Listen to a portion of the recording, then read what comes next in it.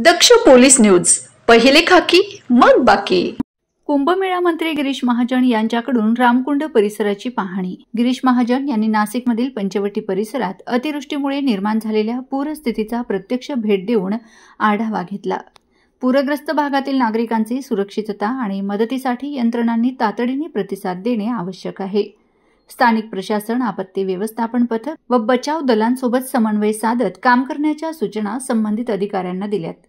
मदत कार्यात कुठेही दुर्लक्ष होणार नाही याची काळजी घेण्याचे निर्देशही महाराज यांनी दिलेत। मी मध्ये वैजापूरकडून आलो, आता मी नाशिकमध्ये पोहोचलेलो आहे, त्यामुळे उशीर मला नक्की झालेला आहे। पण मी म्हटलं तरी रात्री तर पाहणी करून घेऊ आणि या भागात आल्यावर खरं इथे संरक्षण भिंतीची गरज सगळ्या नागरिकांची मागणी, कारण पाणी इकडनं गावात शिरतं आणि मग घरामध्ये पाणी जातं, त्यामुळे हे तर आपण लगेच माझ्याच खात्याचं काम आहे त्यातून हे करू। पण आज नाशिकमध्ये खूप मोठा पूर आपण बघितलं असेल, मारुतीच्या डोक्यावरून पाणी गेलं असं म्हणायला हरकत नाही। एवढा मोठा पूर या ठिकाणी आलेला होता। रुद्रावतार नदीने धारण केलेला होता, गोदावरीने, आणि मिलिंदनगरचा पूल असेल, फॉरेस्ट नर्सरीचा पूल असेल, हे दोन्ही बंद करण्यात आले। त्यांना थोडे डॅमेज झालेले आहेत, त्यामुळे ते दोन्ही बंद करण्यात आलेले होते आणि सतर्कतेचा इशारा सगळ्यांना दिला होता।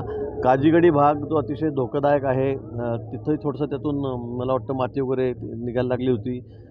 तिथेसुद्धा आपल्याला लगेच तात्काळ आपत्ती व्यवस्थापनमधून एक प्रोटेक्शन वॉल त्या ठिकाणी द्यावीच लागणार आहे। अशा काही भाग आहेत की त्या ठिकाणी धोकादायक परिस्थिती आहे।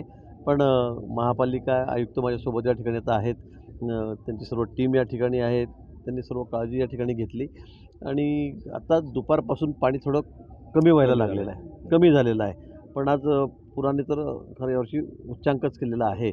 पुढे खाली जायकवाडीमध्ये पाणी जातं आहे, तिथेही धोक्याची पातळी सगळी ओलांडलेली आहे। मी आज जायकवाडीवरही दुपारी 2 वाजता 3 वाजता त्या ठिकाणी स्वतः धरणावरही जाऊन आलेलो आहे आणि आता मला वाटतं थोडंसं पावसाने थोडी विश्रांती घेतलेली आहे। पण अलर्ट अजून इकडे तिकडे येतच आहेत। अजूनही 3 तासामध्ये पाऊस सांगितलेला आहे। यावर्षी काय वरून राज्याचे काय समजत नाही काय झालेलं आहे, पण खूप मोठ्या संकटामध्ये शेतकरी सापडलेला आहे, खूप मोठ्या संकटात, म्हणजे कधी नव्हते असं संकटात शेतकरी सापडलेला आहे। सगळे सर्वे आमचे चाललेले आहेत, ज्या ज्या ठिकाणी अशी काही परिस्थिती असेल त्या ठिकाणी लोकांना आम्ही शिफ्ट करतो आहे। त्यांची जेवणाची, राहण्याखाण्याची व्यवस्था, झोपण्याची व्यवस्था त्या ठिकाणी प्रशासनाच्या माध्यमातून केली जाते।